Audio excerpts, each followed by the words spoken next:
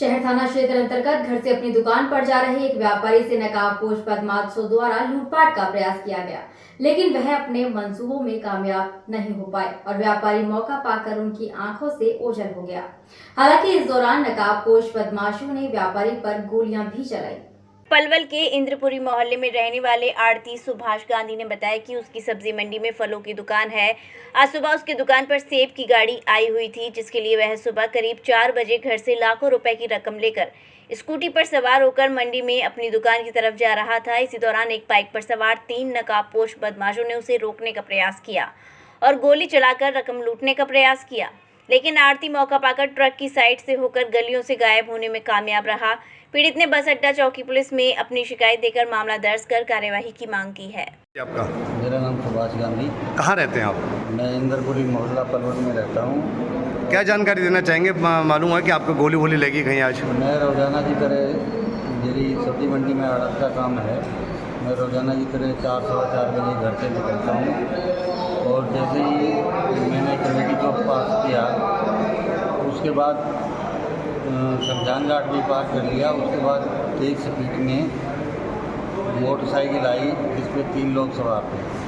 उन्होंने मुंह पे कपड़ा बांधा हुआ था, मुझे रोकने का इशारा किया, मेरे आगे बाइक फंसाने की कोशिश की, लेकिन मैं साइड में से होके उनको जब मैंने देखा कि ये उसमें सबसे पहला आदमी ये कह रहा था कि गोली निकाल गोली चला, तो मैं समझ गया। फिर मैंने साइड में से तेज स्कूटी करके, हमारी एक गाड़ी आगे जा रही थी माल लेके जो आई थी, तो मैं उसकी साइड में से बहुत स्पीड से निकल गया। उन्होंने मेरे ऊपर फायर किया और फायर ऐसे लगा जैसे मेरे कान पे कोई बम छूटा हो। तो मैंने उस समय ये नहीं देखा कि इसमें से ब्लड भी आ रहा है या कोई। मैंने अपनी शॉप पे जाके पहुंच के मैंने अपने लड़कों को फ़ोन किया। मैंने कहा आप मंडी आ जाओ।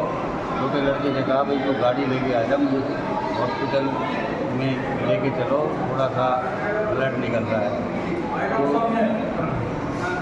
तो उसके बाद फिर जो कार्रवाई होनी थी यहाँ MLR करवा दिया और उन्होंने ड्रेसिंग वगैरह करके हमें भेज दिया वापस। जब आप घर से निकले थे तो आपके पास क्या क्योंकि नगद राशि भी थी क्या? हाँ, नगद राशि भी होती है जब हम जाते हैं, तो क्योंकि हमारे पास माल आते हैं तो हम उनका भुगतान भी करते हैं। तो हमारी नगद राशि तो नहीं कुछ ले पाए वो, क्योंकि उनके कहने से मैं रोक नहीं पाया, नहीं तो नगद राशि भी ले लेते और वो लूट के इरादे से ही थे। बाइक पर कितने लोग सवार थे? बाइक पर 3 लोग सवार थे। क्या ही आपसे परिचित है वो? नहीं, मैंने नहीं देखे वो कभी। उसमें से अगर वो सामने आए तो मैं पहचान सकता। वो मुँह पे जो कपड़ा बांध के, वो पीछे वाले लड़के ने हल्का सा कपड़ा उतारा था और उसने गोली चलाई मेरे ऊपर। और गोली ऐसे साइड में जब उस गोली रिवॉल्वर निकाली तो मैं समझ गया कि अब मेरे को गोली चलाएंगे और मारेंगे। मैं बाइक को तेज़ करके अपनी स्कूटी को, तो मैंने थोड़ा सा ऐसे किया साइड, तो वो गोली यहाँ से टच होती हुई मेरे को क्रॉस करके कंधे से निकल गई। आप पर गोली चली, तो इस मामले को लेकर क्या आपने पुलिस को सूचना दी? हाँ, पुलिस को हमने सूचना दे दी थी। हमारे लड़के ने, वो यहाँ पे हॉस्पिटल में आ चुके थे, जब तक सिविल हॉस्पिटल में आ गए थे हमारे पहुँचने के बाद। तो लिखित शिकायत दर्ज करा दी आपने? हाँ, लिखित शिकायत भी हमने दर्ज करा दी बस स्टैंड चौकी में, जहाँ हम एरिया पड़ता है। क्या नाम है जी आपका? मेरा नाम दीप गांधी है। कहाँ रहते हैं? मोहल्ला इंद्रपुरी निवासी पलवल। क्या जानकारी है?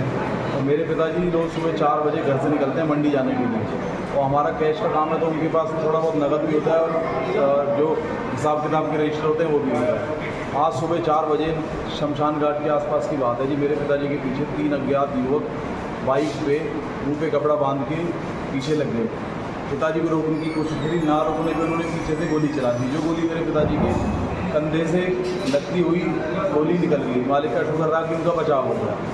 मेरे पास सूचना मिली लगभग 4:30 बजे के आसपास। मैं सीधा पहुंचा मंडी, उनको लेके सिविल हॉस्पिटल आया। सिविल हॉस्पिटल आया तो उन्होंने इलाज किया और पुलिस की कार्रवाई करी।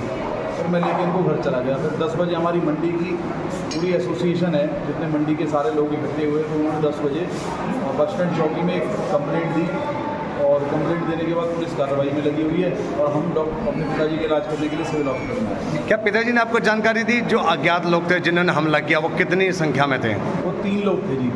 पिताजी जो सबसे पीछे लड़का बैठा हुआ था उसकी हाइट थोड़ी कम थी। उसने अपने दो साथी को बोला कि गोली चला गोली चला। पिताजी ने इतना सुना तो पिताजी के ऊपर गोली चली, पिताजी झुक गए जिससे उनका बचाव हो। तो गोली कौन सी जगह लगी? गोली लगी सीधे राइट शोल्डर पे, जो छू के निकल गई। इसका फोटो भी कहो तो मैं आपको दिखा सकता हूँ। तो उसके बाद इलाज के लिए आप कहाँ लाए? सिविल हॉस्पिटल पलवल लेके आए। तो क्या इसकी सूचना पुलिस को दे दी आपने? हाँ जी, पुलिस को दे दी मैंने। तभी 112 नंबर पे फ़ोन कर दिया था रात को ही। उन्होंने 10 मिनट के अंदर पुलिस भेज दी सिविल हॉस्पिटल के अंदर। क्या नाम है आपका? मेरा नाम जी हर्ष, कहाँ रहते हैं आप? मोहल्ला इंद्रपुरी।